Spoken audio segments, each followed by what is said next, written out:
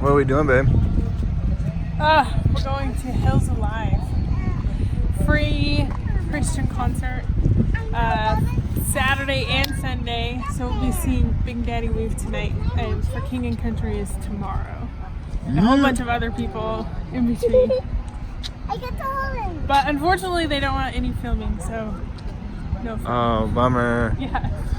Well, maybe we can film from outside the concert. Just a little bit. Maybe. So people can get, well, I mean, how are you going to control that from like out here at the vendors?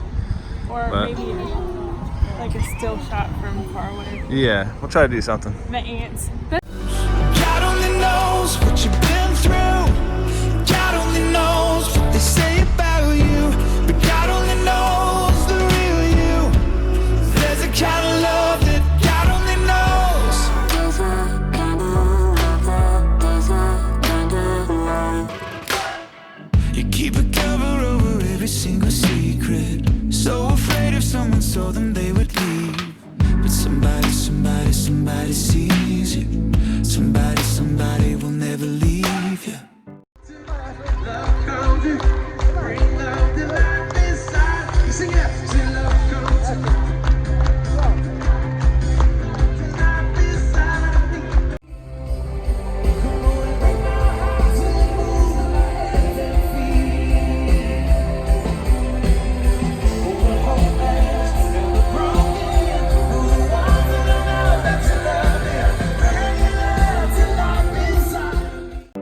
God only knows what you've been through. God only knows what they say about you. God only knows how it's killing you. But there's a kind of love that God only knows. God only knows what you've been through. God only knows what they say about you. But God only knows the real you. There's a kind of love that God only knows.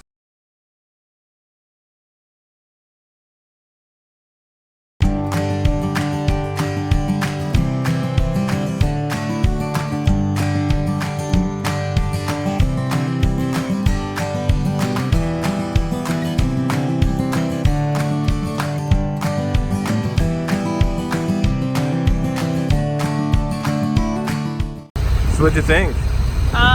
It's like butter. It's like butter? Yeah, it's like the Expedition met your truck. Gotcha.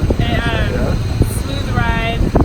Turns much nicer into the parking spot.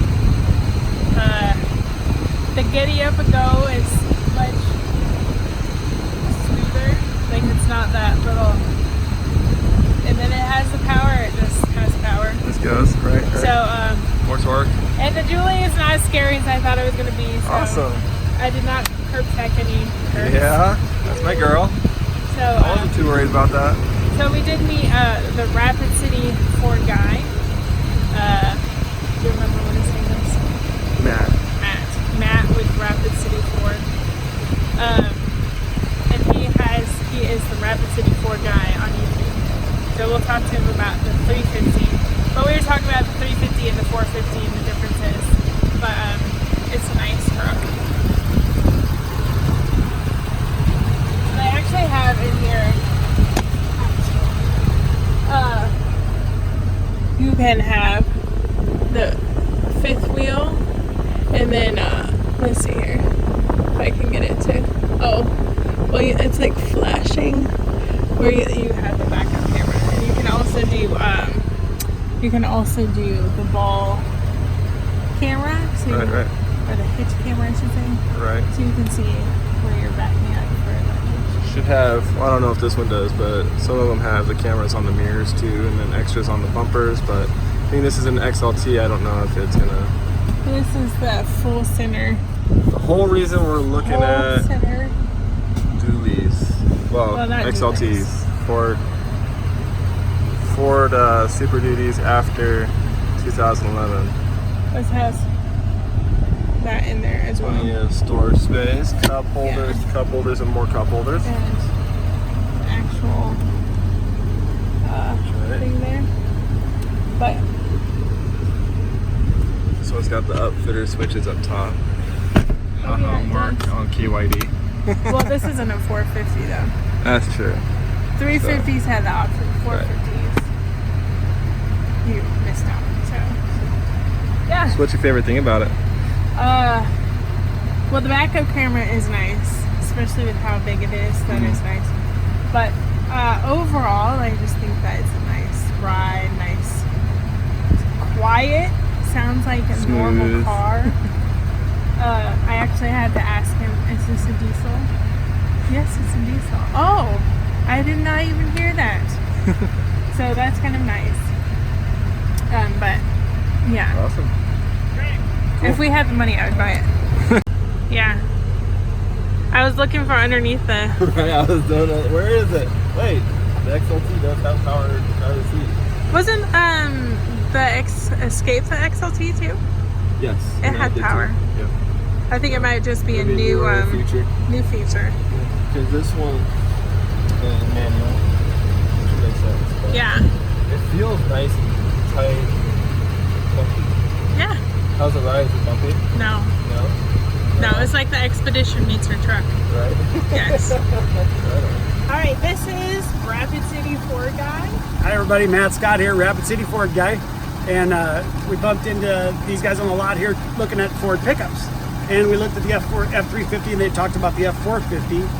And go ahead, you had some questions. I was going to help you answer them as best I can about the two vehicles or the differences. Yeah, the differences between them. We were driving the 350 and it felt really comfortable, and we were talking about how the 450 was not so comfortable and more clunky, and then we talked more about the disadvantages or advantages of having the 450 over the 350.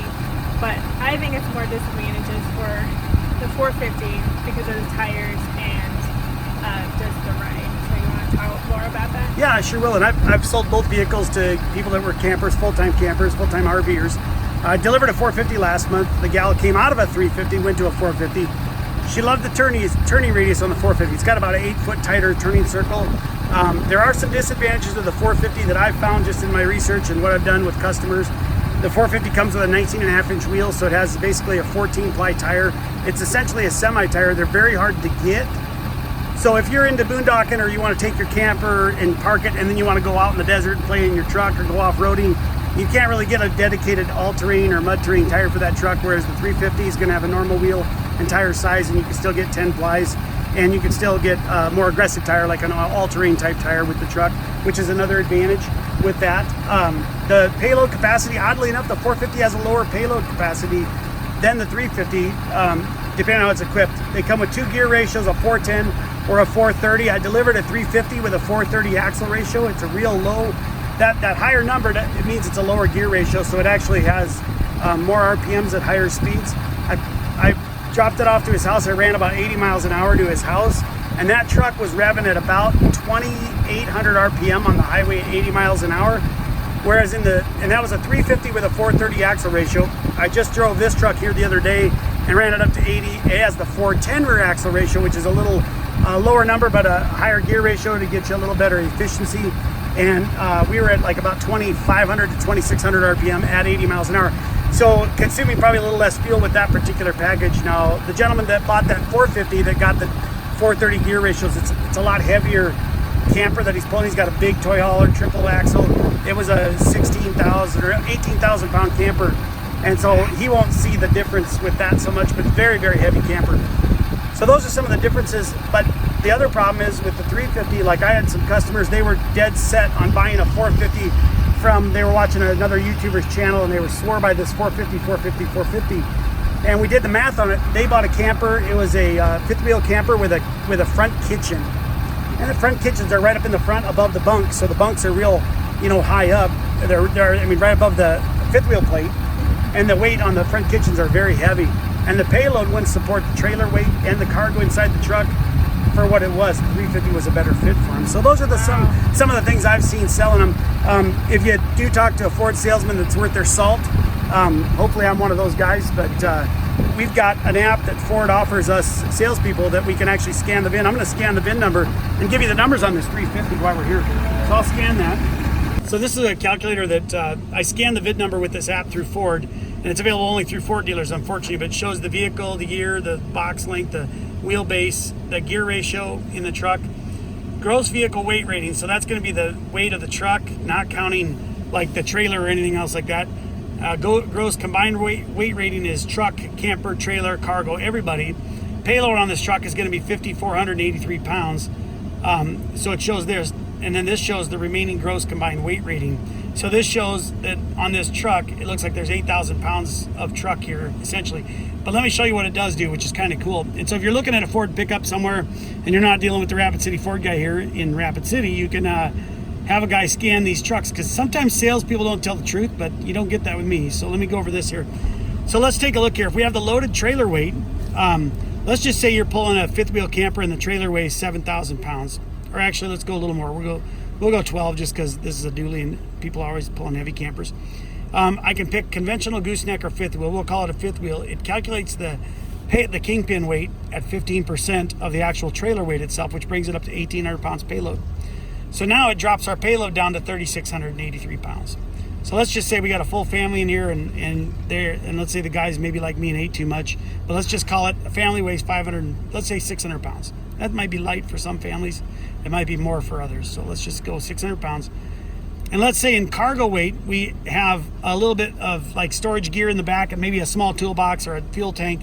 And we say we put 250 pounds in that. So now we're dropping our cargo weight. Now we've got 2,883 pounds left over. And then any additional accessories you can add in there. But this shows that we can actually, we have 18,633 pounds is the gross combined weight rating. That's the payload remaining, and that's the remaining gross combined weight rating. So let's just say we really upgrade campers and we go to something that's 18,000 pounds. Let's just see what the math does here. You can still see we still have payload remaining. We still have gross combined weight rating remaining. So you can pull a pretty big load with this camper or with this truck. Let's just go crazy. 23,000 pounds done. Now it shows remaining gross combined weight rating. So we still have 7,600 pounds. So we can pull, I mean, let's just put it up to 30,000 pounds. Let's just see what happens. I don't think it'll do it, but let's just see what it'll do. Yep, now it says, do not exceed the maximum capability for any truck. Once you have reached the maximum payload of any truck, do not add weight or cargo, even if the space is available. Overloading improved. So this is going to show you. So 30,000 pounds is definitely not enough, or not too much, but let's go 28.5. Let's just do some math here. That's still, we're let me see if we're borderline on that. So it shows remaining payload, but it says maximum capabilities. So it shows here we're up on the payload, but maximum capabilities have exceeded the Ford recommended amounts. So even 28.5 is too much with the cargo, and let's just go 26,000. Still showing red here. Let me see if I can get, oh, it's 23,000. I think we could still do 28.5. Let me just calculate that. Done. Yeah, I won't reload it, but it will do it because we're there. We're right there. So your max payload on this truck, I mean, you really can pull a pretty heavy camper if your passenger weight stays pretty low and your cargo weight stays low and your tongue weight is there. So yeah.